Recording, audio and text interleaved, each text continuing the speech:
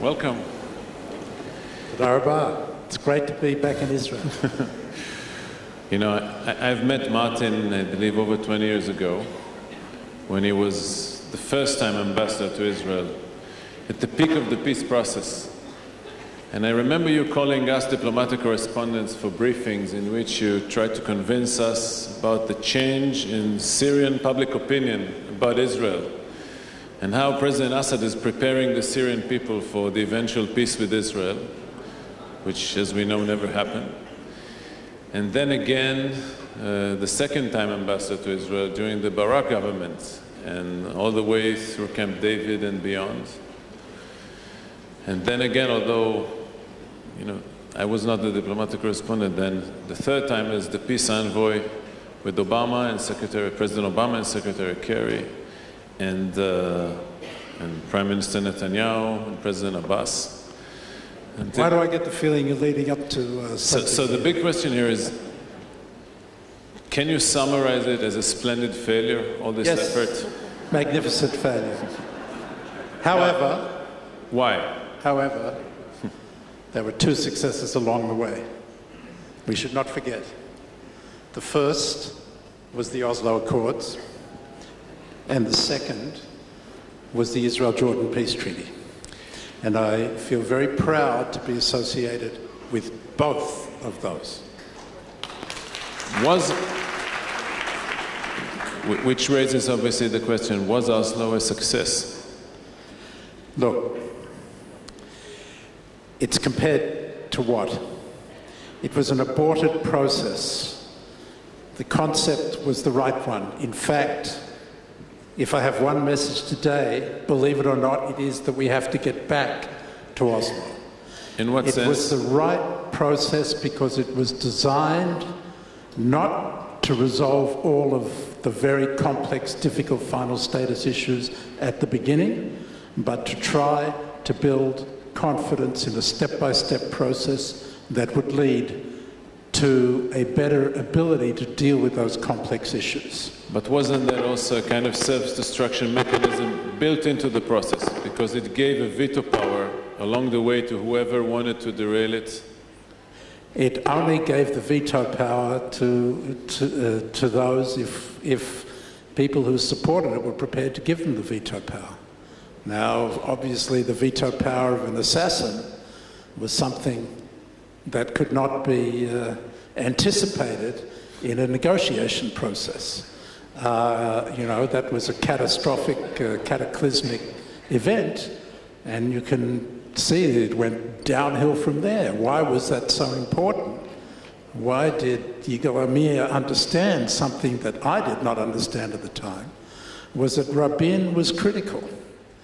Critical because he had the trust of the Israeli people, and critical because he had the trust of Yasser Arafat. And he and Shimon Peres had the ability to put their arms around Arafat, and Arafat was the only Palestinian leader who had the legitimacy to make the compromises that would have made an agreement possible.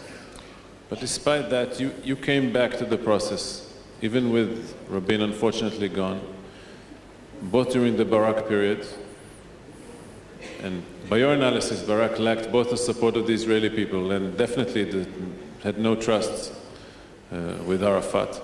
But then even back again 2 years ago, did you really believe that this was going to work with Netanyahu and Abbas under your guidance? You know, I've always followed the injunction of President Bill Clinton, who said at the time that it is better to try and fail than not to try at all.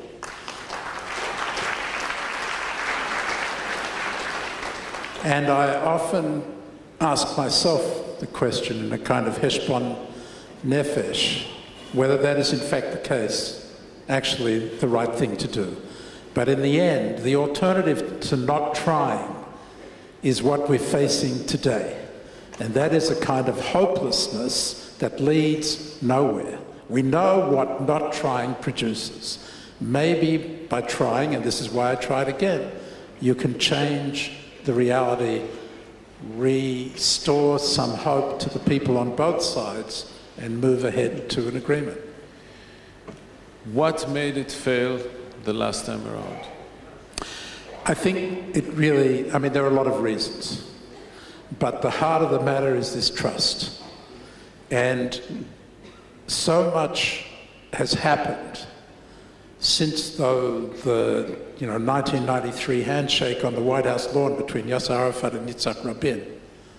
And it's one thing to have a confidence-building process that leads to positive developments and a virtuous circle of reinforced trust. It's another thing entirely to decide to end the conflict, to start to build the trust, and then to have it break down so dramatically, because that inherently instills a great deal of distrust in the people on both sides. And for sure, that is what has happened. So the point at which we came back into the process, Secretary Kerry and myself as the envoy, was one in which already the people on both sides were convinced that they did not have a partner on the other side, that they could not trust the other side. And therefore the people did not press the leaders to take the risks necessary to make peace. And the leaders had developed such a toxic relationship between them that they too did not trust each other and could not depend on each other. So the combination was a deadly combination.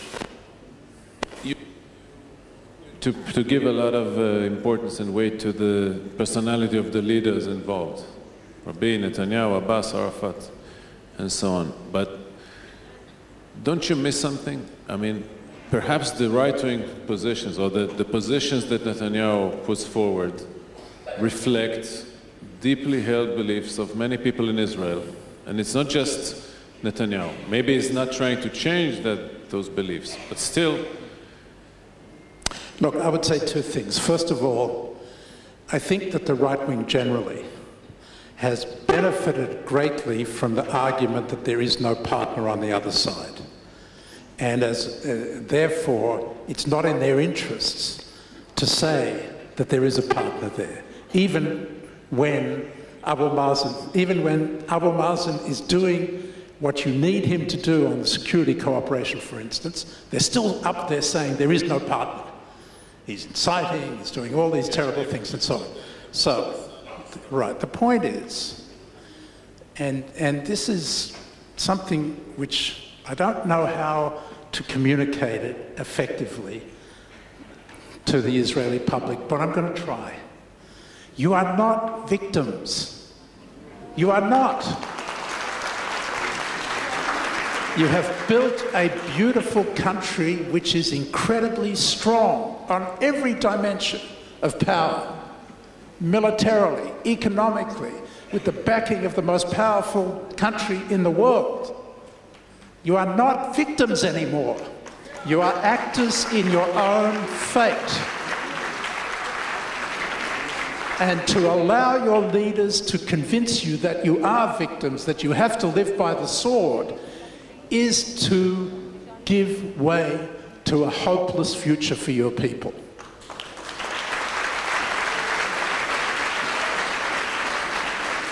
What does it mean to be actors? To be actors in your own fate?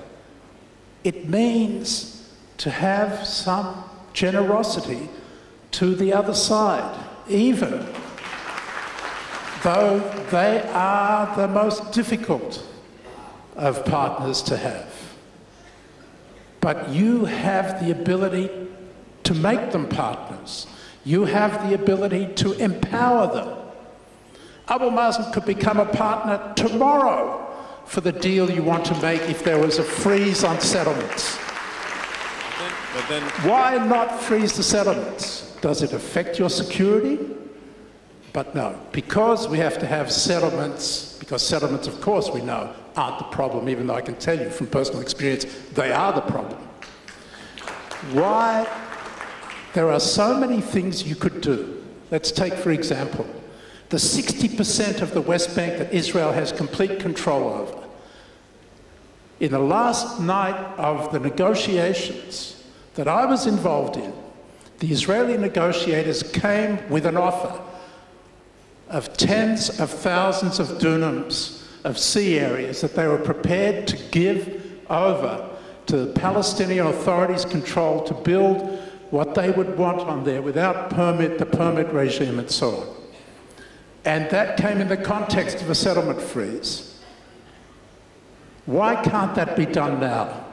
Because I tell you, if it isn't done now, the creeping annexation, which is continuing apace every day, will make it impossible for any part of that 60% to go back to the Palestinians, and therefore there will not be a Palestinian state and a two-state solution if something is not done in that regard.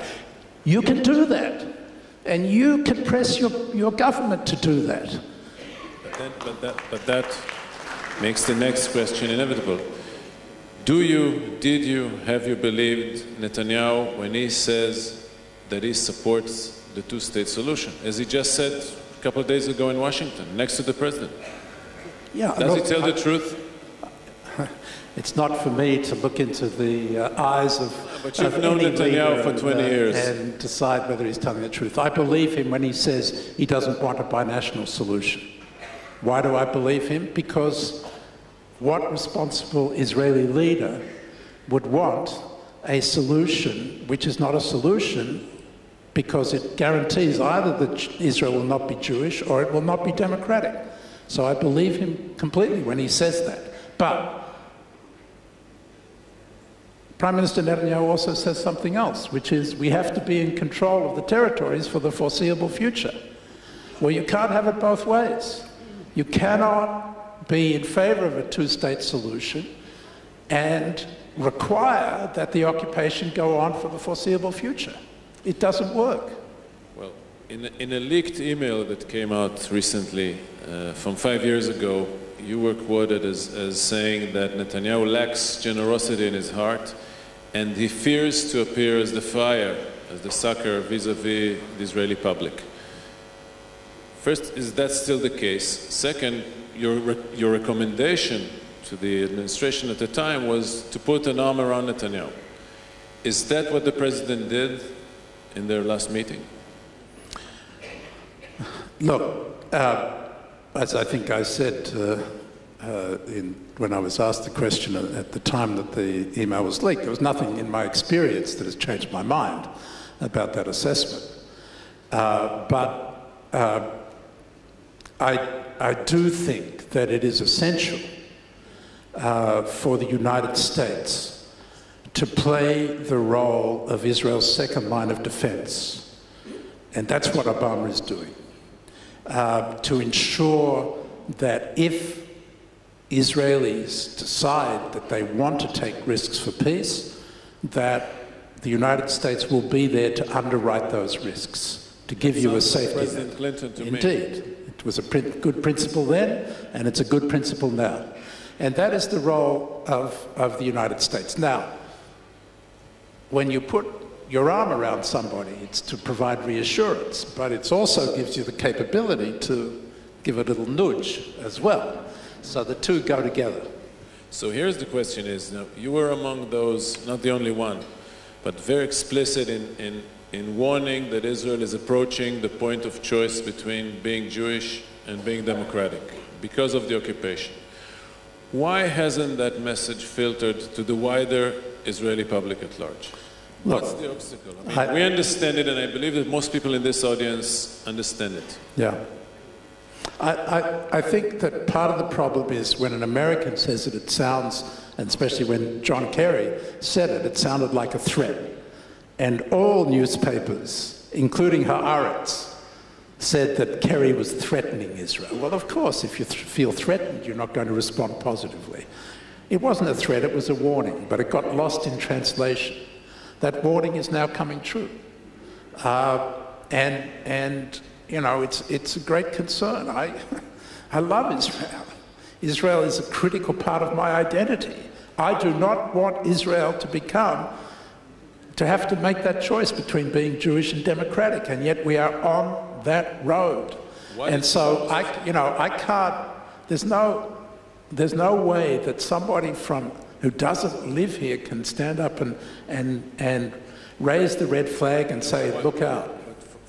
From your observation, why doesn't the Israeli public at large get it? And then calls on its leaders to... Because I think that this goes back to what I was saying about feeling like you're victims. It's in your DNA, it's in our DNA as Jews. You know, that black part of our hearts that comes from thousands of years of persecution. So we are a deeply insecure people. And God knows there are enough enemies out there that to justify that concern. And it's very easy to kind of hunker down, circle the wagons, and say the whole world is against us and therefore we have no choice but to live by the sword. And so, you know, it's up to you, it's not up to us. The United States is willing to help, do whatever we can to help you out of this dilemma. But it's up to the people. This is what Obama said when he came here. He said, I know, I'm a politician. I'm not going to move unless I'm pressed to do so by my people. And so in the end, it's up to the people. It's not up to the United States. We can support you, we can help you, but you're the ones who have to say, you know what? We can take our fate into our own hands. We do not have to accept that our future is one in which we only live by the sword. That was President Obama's message during his visit to Jerusalem a couple of years ago. Now, before we conclude, I must ask you about the Syrian track, because you really invested a lot of time and energy on that. And there is, since the civil war in Syria became, you know, the tragedy that's happened there, there is a voice in Israel saying that this was a mistake, and how lucky we are for this not to have happened because of the last moment, the last inch failure to reach an agreement, both by Rabin and even more so by Barak, to have ISIS and Al-Qaeda on the shore of the Kinneret. Was it a mistake then? First of all, I think for the historical record, you should know, if you don't know already, that there are 5 Israeli prime ministers that offered full withdrawal from the Golan, one of whom was Bibi Netanyahu. Okay, there was only one prime minister in my time that didn't, and that was Sharon, but all of the others did. Full withdrawal, okay? So that's for the record. Why? When Israel made peace with Egypt, it withdrew in the context of peace, normalization, and security arrangements, bolstered by the United States commitments and United States assistance, which originates in the Israel-Egypt peace treaty. When the same thing between Israel and Jordan. That's what we were negotiating. An arrangement in which, yes, Israel would withdraw from the Golan Heights, but the Syrian army would not come back there, just like the Egyptian army was controlled about where it could place its forces in the Sinai. And if you want to say, where would we have been? Where you would have been is where you are with Egypt today. 2 revolutions, a revolution and a counter-revolution later, you still have a peace treaty with Israel. Guess what? ISIS is in the Sinai.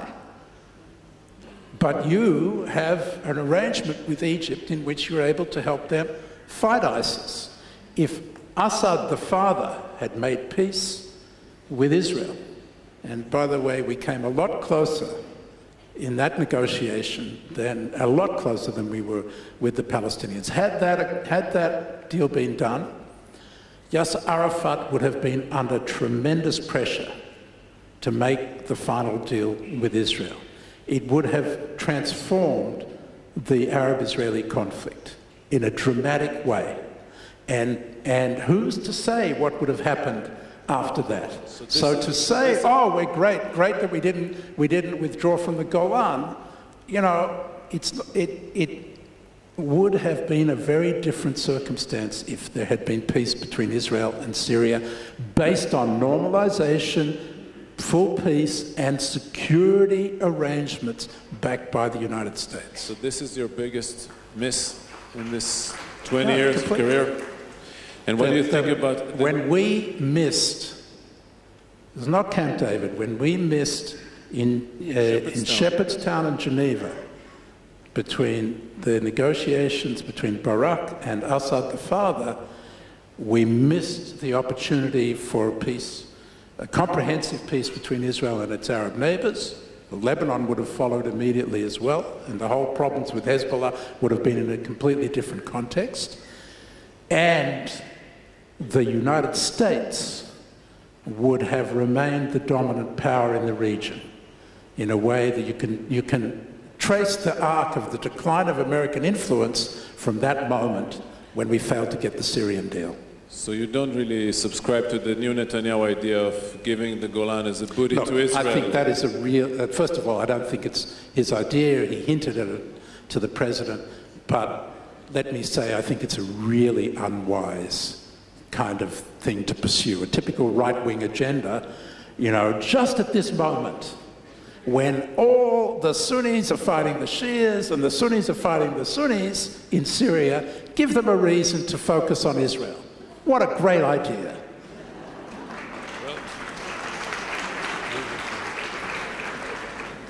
We're out of time, so thanks a lot. Thank you. And Toda rabah. on a more optimistic note.